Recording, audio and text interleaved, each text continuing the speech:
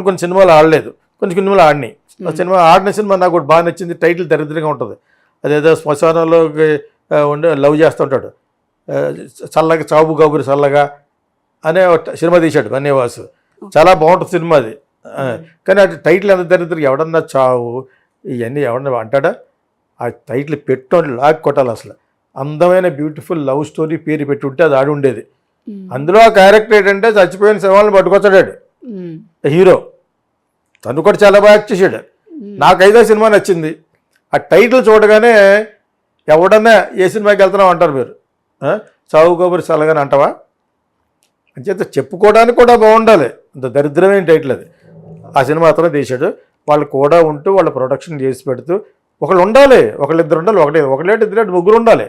అల్లు అరవింద్ లాంటి పల్టీ ప్రొడక్షన్ చేసే వాళ్ళకి ఉండాలి. అది ఇతను ఆధ్వర్యంలో చేస్తున్నాడు.